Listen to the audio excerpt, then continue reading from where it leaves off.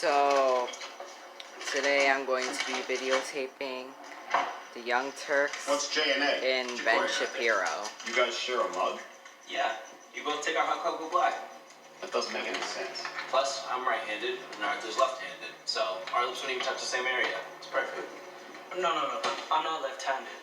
What do you mean? I've seen you type with your left hand. Yeah, and also with my right hand. That's how typing works. These are the funny commercials.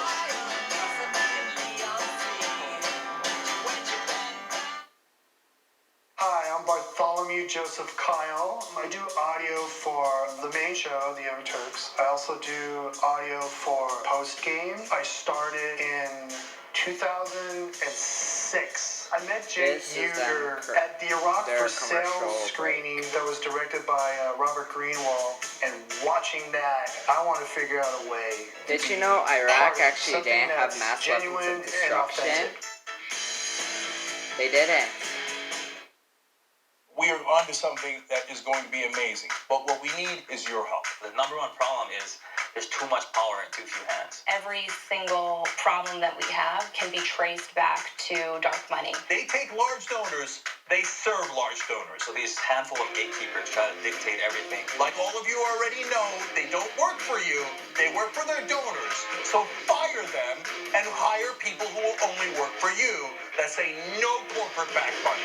No corporate PAC money. Elect candidates in this country. Uncorrupted Democrats. We're going to fight for the issues and win on policy. This is incredibly personal. We need free health care for everyone. We're fighting for $15 minimum wage, single-payer health care, debt-free college, and we are going to get money out of politics once and for all. I've taken a public pledge not to accept any corporate money. Because the last thing we're going to do is go into another presidential election and run a corporatist against a populist candidate. At some point, the buck needs to stop, and it's going to stop with us. It's going to stop with Justice Democrats. So who are we? People who do not take corporate PAC money. We're relying on small donors. 99.9% of our contributions came from people. You're a Justice Democrat, so you don't take any corporate PAC money. I'm not influenced by money. As a Justice Democrat, I made that pledge.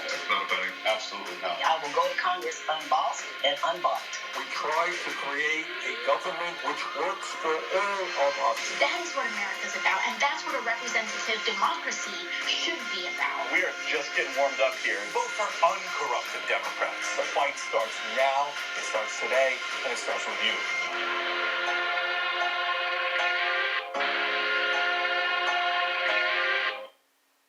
And someone sent me a message on Snapchat, but now I can't find it. What do I do? This is the funny part. TYT behind the scenes. Okay, here they go.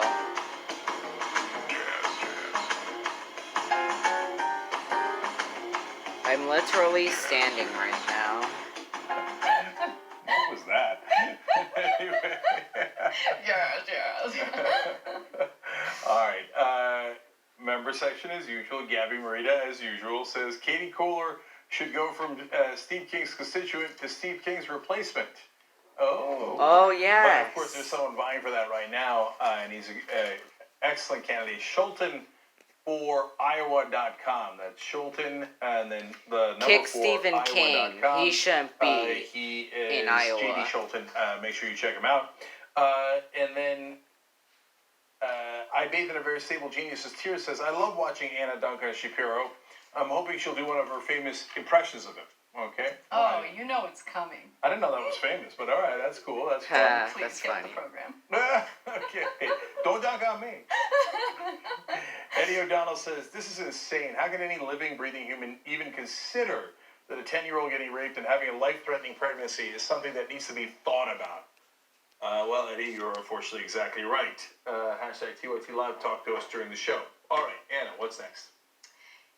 In an effort to demonstrate just how out of touch Ben Shapiro is with the average American, he did a segment talking about low wages and decided that the real victims in these cases are the employers who are being badmouthed, because the bad actors here are the employees. Let's hear his argument.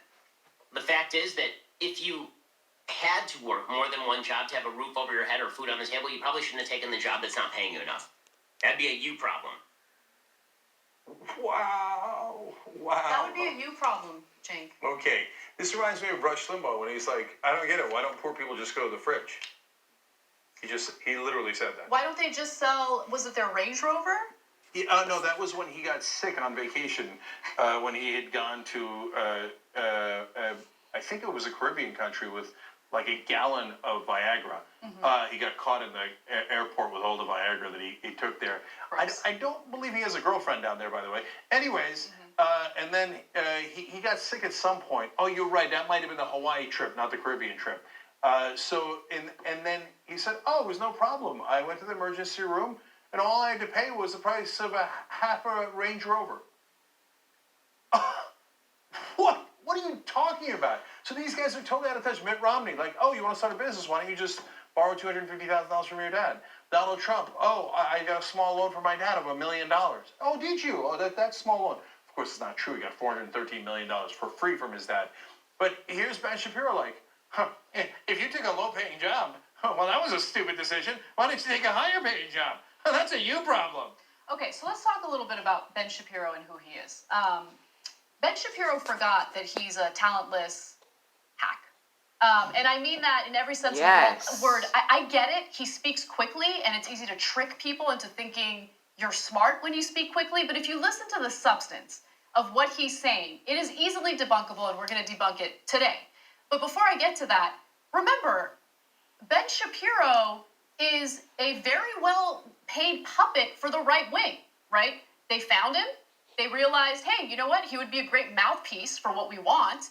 And, you know, he received several millions to start the Daily Wire. By who? By Wilkes, I believe it is. Yeah, a fracking magnet. Exactly. Now, look, on that one, it depends. Was it an investment or was it just a donation? If it was an investment and Wilkes got his money back, then okay, it's a sound investment. Mm-hmm. But if he's just like, here, say fracking is awesome and say tax cuts for the rich are fantastic, which is kind of what Ben Shapiro says, and he paid him for that opinion, well, that's a different matter. Also, look, I think that it's easy to develop this sense of entitlement and think highly of yourself when you are making a lot of money. But he gets paid a ton of money simply to give speeches on college campuses. Now, some might argue, well, his talent is the reason why he gets invited to these college campuses. Except you forget that the right wing has this very well-oiled machine for propaganda.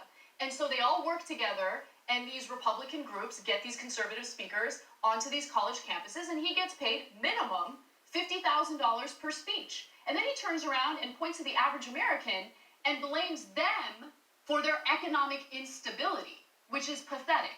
But by the way, if you're wondering, and you're on a college campus, you might get some TV stars, you might get a Bill Maher, and then he'll yell at you and stuff like that. But you'll almost never see a progressive speaker. And you'll see wall-to-wall right-wing speakers.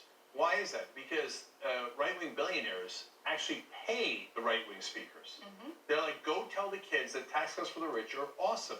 Deregulating people so we could put poison in their atmosphere is awesome. Climate change is not a big deal. Go. And they give them a ton of money per speech to do that. There's nobody on the left wing that does that. Exactly. Right? So there's no like, hey, go tell people that being decent to one another is awesome. Here's 20,000, 40,000, 50,000. There's no such thing. So that's why you've got this crazy disparity.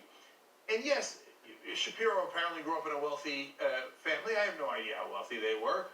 But you could still have empathy for people. Saying like... You don't even have to have empathy, right? Like, if you don't have empathy, fine.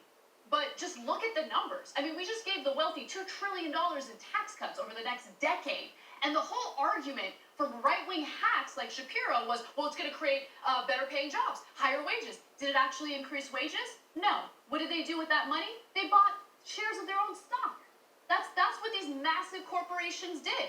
And so there's this giant systemic issue where the wealth is just completely flowing to the top and the average American worker is getting screwed. And then Ben Shapiro turns around, points fingers at people who are struggling in this economy and telling them, you're the problem, deal with it. Yeah, so more on that, even Trump's Labor Department says exactly as we told you would happen. that wages, when you account for inflation, have gone down since the tax cuts. Not up, down, the average wages. The bonuses were a mirage. They have, on average, gone down, not up, since the Trump tax cuts. And we also told you ahead of time that this was an artificial bubble they were creating in the stock market through the buybacks, and it would pop. And guess what happened yesterday? The pop has begun. The Dow down 800 points. So look, the conservatives claim they want a free marketplace of ideas. Bring it. I love it. I've been in favor of free marketplace of ideas from day one. And you know what's happening slowly? Slowly they're losing. So in the beginning, online, there was just us. And then the right wing came, and they grew. They did, right? And all of them combined finally passed us. Okay? Now, they're beginning to contract. And so why is that?